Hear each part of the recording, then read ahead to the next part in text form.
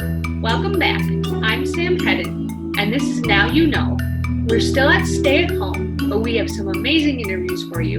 Coming from Ohio, we have someone who's absolutely amazing. Her name is Danielle D. Smith.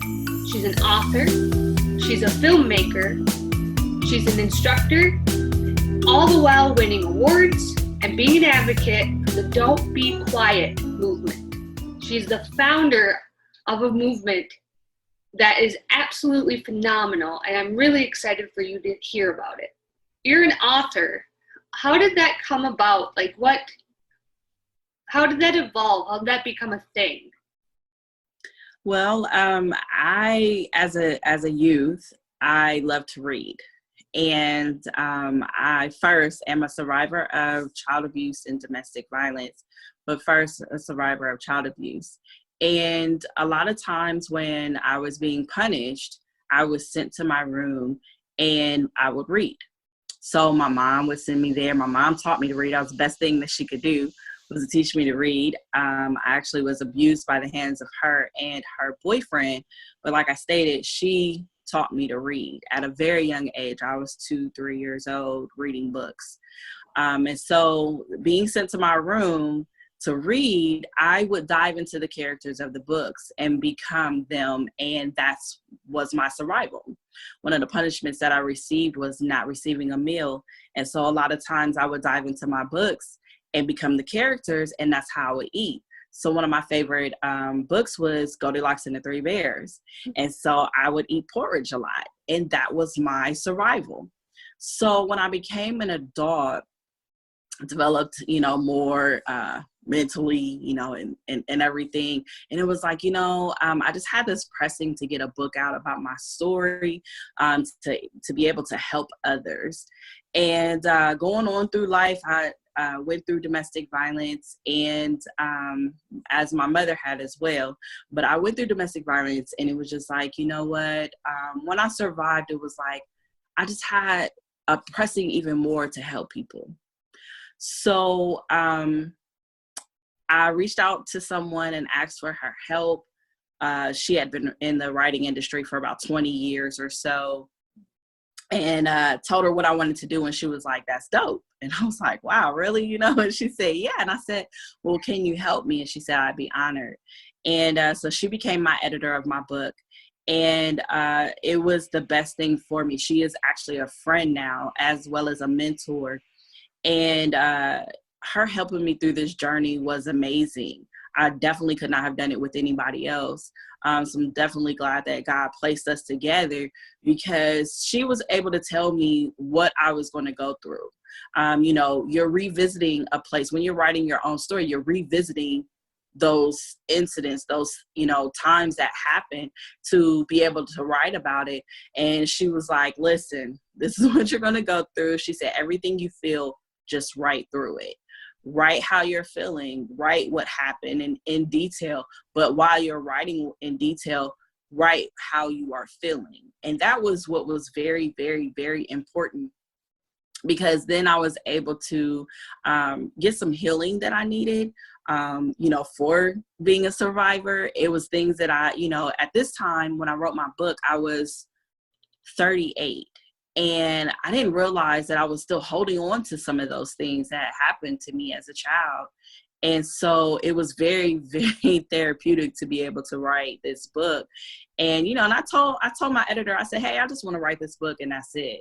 But while I started writing it, we were almost in the editing stages, and I just had this push again, this pulling, and it was like, I need to do more. And so that's when Don't Be Quiet, the movement, actually started, was in 2016. I was in the editing stages, like I said, of my book. And it was just like, yeah, now I have something else, a tool now that I can use that will be resources for people that are in abusive relationships, to be able to get out of them, because I got out as a survivor. And so I wanted to help others. And the main thing is, we say, we are the voice for those that feel that they don't have a voice. Because when you're in an abusive relationship, you feel you don't have a voice. You feel you're all alone. You feel like no one will believe you. And so with Don't Be Quiet, it was just, you know what? We're the voice for you until you have that strength. And if you never feel that strength, it really doesn't matter. I'm not going to say, well, I don't want to say that in a negative way, but it really kind of doesn't, because we're going to be that strength for you. You just know that you have someone there that's going to assist you. Number one, we believe you, and that's, like I said, a lot of times what people in abusive relationships don't understand is that they feel like they're all alone. Mm-hmm. When statistics say that unfortunately, you're not alone. There are thousands that deal with abuse on a daily basis. So you're not alone, but for whatever reason, we feel like we are. That's amazing. I know that before we started recording, we were chatting about the film, which is actually incidentally how I met you. Yes. Both of our films touch on some tough stuff, and I had the pleasure of meeting you at a film festival. And so I was wondering, the film, was it as hard to do as the book was to do?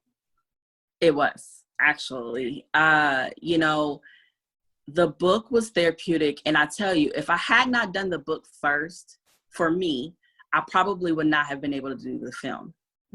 And, I did 2 versions of the film. I had it premiere in 2018.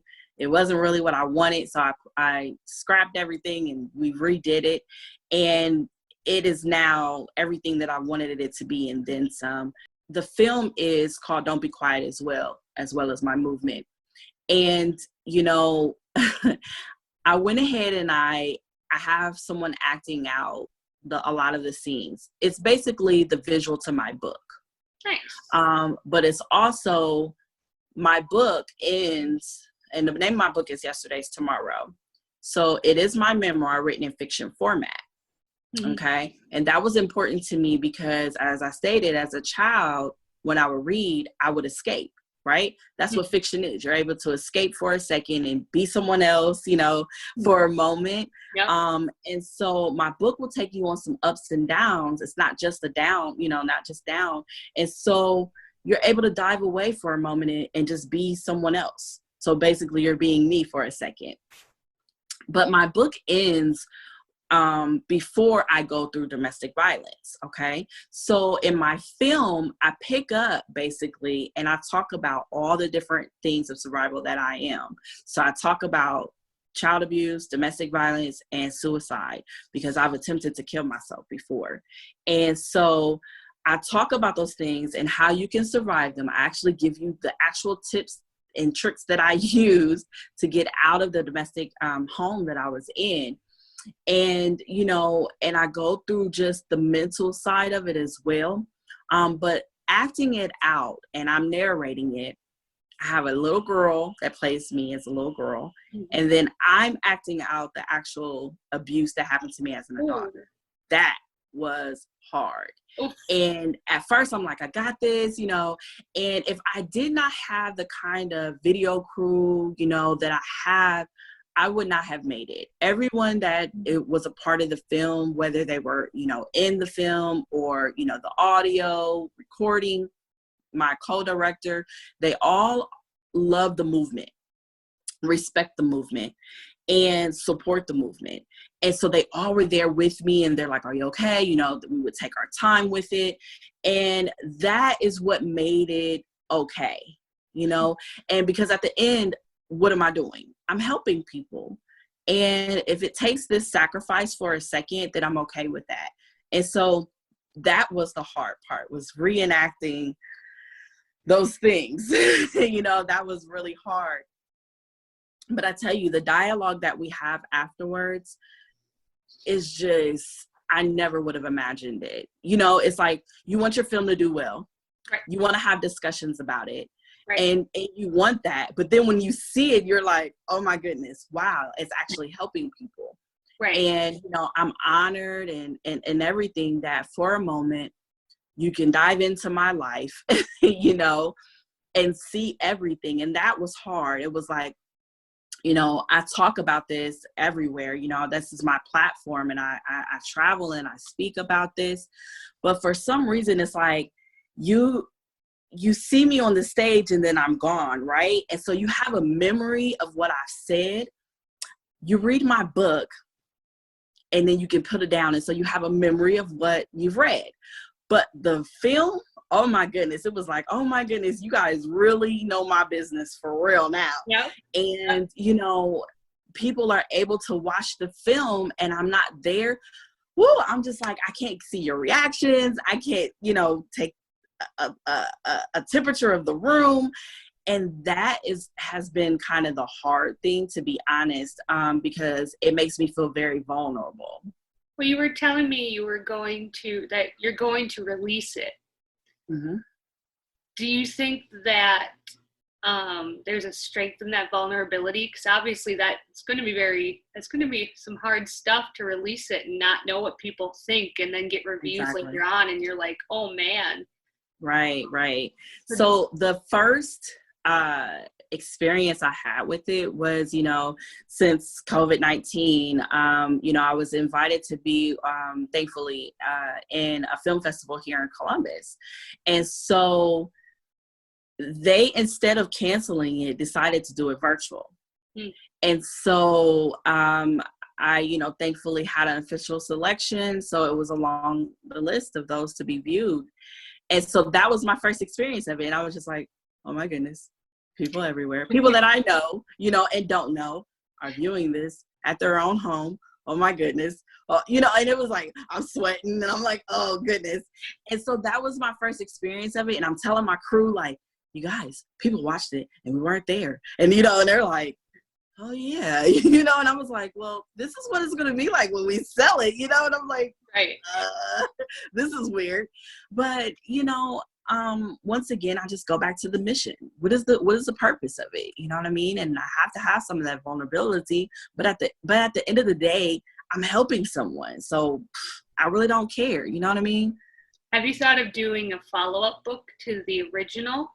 Yes, that is in the works. And yeah, it'll be out next year. Trying to get it out this year, but I really don't think that's going to happen. So I have a couple of things that are on my plate right now. So it'll be out next year. Definitely. There is a part 2. Where can we find your books and your film? So it's on my website. I am DanielleDSmith.com. My book and my film are on there. My book is also available on anywhere you can download a book. My book is there, you know, and it is in ebook format as well. And so anywhere you're connected with to get an ebook, you'll find my book. As I stated, it's Yesterday's Tomorrow. It is under a different name. It's under Danielle Seck, which is S-E-C-K. You're an instructor as well. How did that come about? And what do you teach exactly? Wow. You know, that never was a dream of mine, to be a teacher. And so, yeah, it is really funny. I go to this conference every year. It's called Act Like an Author, Think Like a Business. And it's actually conducted by my editor. She teaches us that we're not just an author, but it is a business, you know, and there's different ways that you can get out there to people. And so what I've learned from her is, you know, as I stated, I told her, I just want to write a book and that's it. And so she always laughs at me now that I'm doing all this other stuff. And she's like, yeah, so you just wanted to write a book, huh? And I'm like, I know, right? And I was honest when I said that was all that I wanted to do, you know. And so she had instructed us to update our LinkedIn accounts, and I did that, and you know, put all my accolades on there and everything. And the school reached out to me and said, hey, you know, we've seen what you've done and we want you to come and teach. And I was like, who, me? I'm sorry. Did you call the right person? And I wouldn't not have been offended if they said, oh, you know what, we did, you know?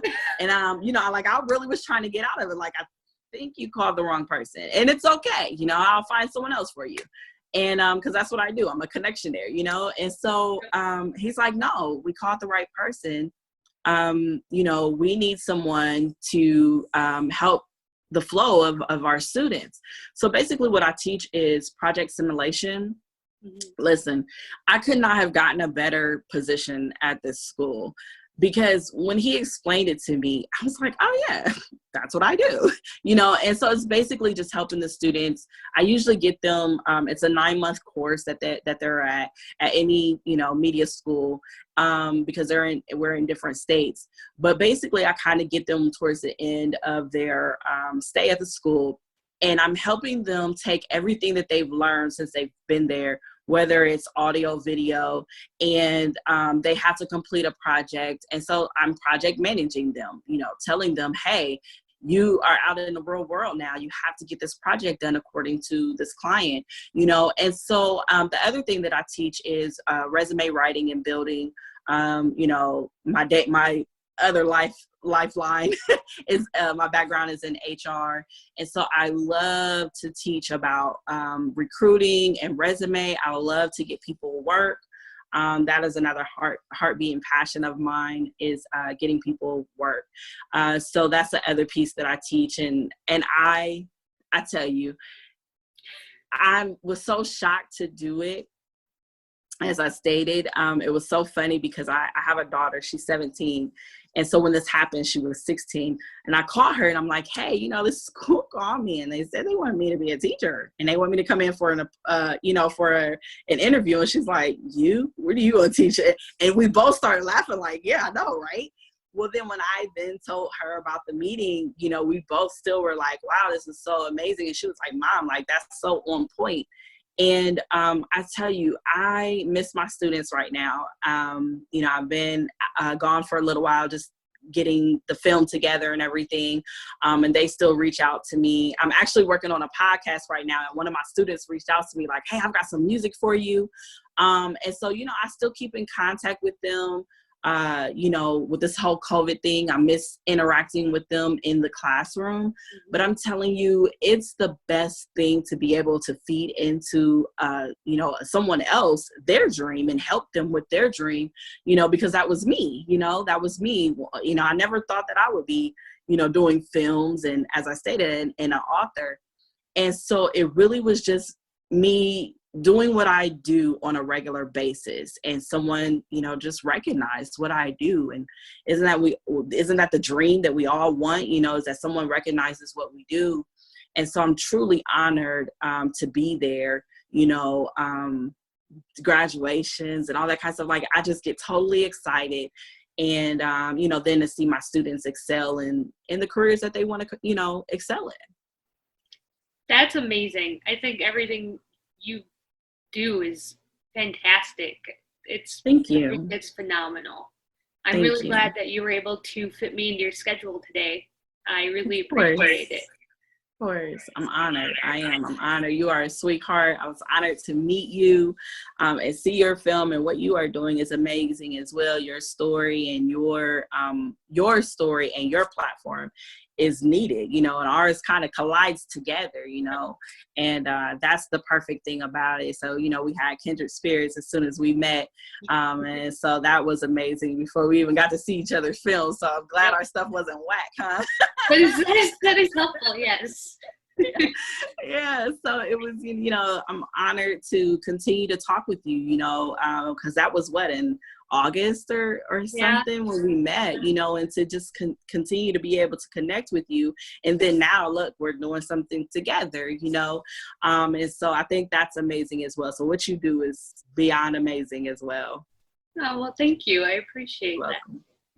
You got the chance to get to know Danielle D. Smith, an award-winning author, filmmaker, an amazing instructor, and the founder of Don't Be Quiet movement. Thank you for tuning in. This is Sam Hedden with producer Andy Watson. Now you know Danielle D. Smith.